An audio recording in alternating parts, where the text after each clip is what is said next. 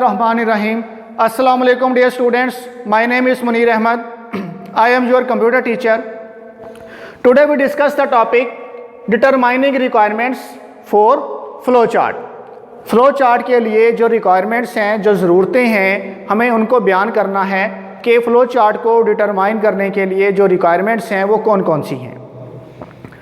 Flow chart के अंदर हमें रिक्वायरमेंट्स जो हैं, फ़र्स्ट ऑफ ऑल क्या होती है, इनपुट। ठीक है, हम फ़्लो चार्ट के अंदर क्या देते हैं, इनपुट देते हैं। और जिस तरह से हम यहाँ पर लिख लेते हैं, फर्स्ट जो रिक्वायरमेंट है हमारी वो क्या होगी, इनपुट। उसके बाद जो सेकंड है वो क्या होगी, प्रोसेसिंग।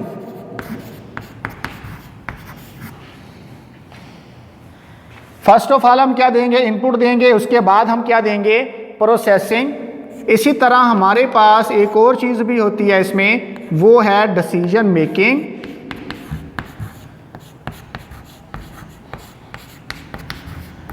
Decision making. और नंबर 4 पर हमारे पास क्या है, आउटपुट।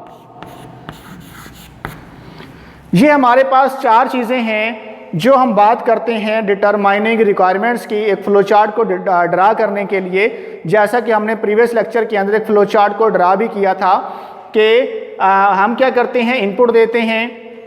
इनपुट के लिए हमारा जो सिंबल है, इनपुट सिंबल, हम उसे यूज़ करते हैं फ्लो चार्ट के अंदर, इनपुट देते हैं। उसके बाद उसके ऊपर क्या होती है, प्रोसेसिंग। क्योंकि कंप्यूटर के अंदर जो भी चीज़ हम इनपुट करें उसके ऊपर कोई ना कोई प्रोसेस होता है। जिस तरह से अगर मैं कंप्यूटर के अंदर 2 + 2 लिखता हूँ तो कंप्यूटर क्या करेगा, मुझे आंसर 4 देगा, लेकिन 2 और 2 को जो प्लस करना है वो क्या है, प्रोसेस करना। 4 आंसर से पहले जो कंप्यूटर काम करेगा 2 + 2 के ऊपर, वो क्या है, एडिशन। तो वो एडिशन का जो प्रोसेस है वो प्रोसेसिंग कहलाएगा कि 2 और 2 को क्या करना, प्लस करना, उसे हम कहते हैं प्रोसेसिंग। उसके बाद डिसीजन मेकिंग। अक्सर हम डिसीजन मेकिंग भी फ्लो चार्ट में यूज़ करते हैं कि अगर कंडीशन हमारी ट्रू है तो जो है वो कंट्रोल जो है वो राइट साइड पे मूव हो जाएगा, ट्रू वाली साइड पे। और अगर हमारी कंडीशन फॉल है तो जो कंट्रोल है वो लेफ़्ट साइड पे मूव हो जाएगा, मतलब फॉल वाली साइड पे मूव हो जाएगा। जिस तरह से अगर हम एक वैल्यू लिख देते हैं, मैं लिख देता हूँ कि इफ़ ए ग्रेटर देन 50, तो ये एक कंडीशन है, डिसीजन हो रहा है यहाँ पर। अगर जो ए की वैल्यू मैं एंटर करूँगा वो 50 से ग्रेटर है तो जो है वो ट्रू है और कंट्रोल जो है वो ट्रू वाली साइड पे मूव होगा। नेक्स्ट आगे जाके हम फ्लो चार्ट में देखेंगे।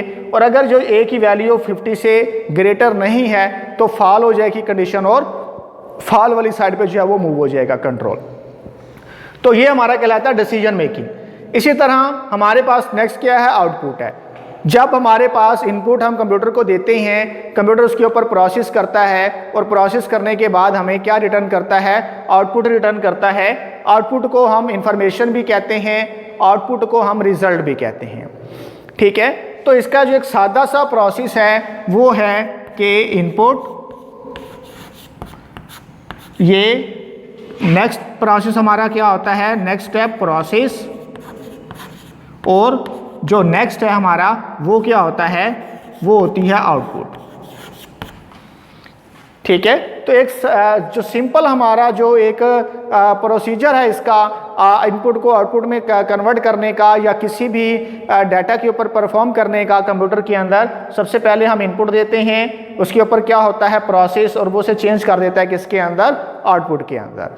तो यहाँ पर जो हमारी डिटरमाइनिंग रिक्वायरमेंट्स हैं फ्लो चार्ट के लिए, उसमें ये 3 चीज़ें जो हैं वो होना बहुत ज़रूरी हैं। इसके अलावा भी चीज़ें होती हैं और हमने इसके अंदर पढ़ा था कि जो डिफरेंट सिंबल्स हैं उनको हम आपस में एरो लाइंस के ज़रिए जो है वो कनेक्ट करते हैं। डिफरेंट सिंबल्स भी हम देखेंगे और जो नेक्स्ट फ्लो चार्ट हैं डिफरेंट टाइप्स के वो भी हम बनाएंगे, प्रैक्टिकली हम उसे करेंगे। लेकिन यहाँ पर जो हमारा बताने का मकसद क्या है कि फ्लो चार्ट के लिए हमारे पास 3 चीज़ें जो हैं वो मस्ट हैं, एक इनपुट, एक प्रोसेसिंग और एक आउटपुट। इनपुट जो है वो यूज़र जो है वो अपनी तरफ से इंटर करता है, प्रोसेस जो है वो कंप्यूटर जो उसके ऊपर परफॉर्म कर रहा है काम वो है, और जो चीज़ हमें वापस रिटर्न हो रही है वो हमारी आउटपुट कहलाती है।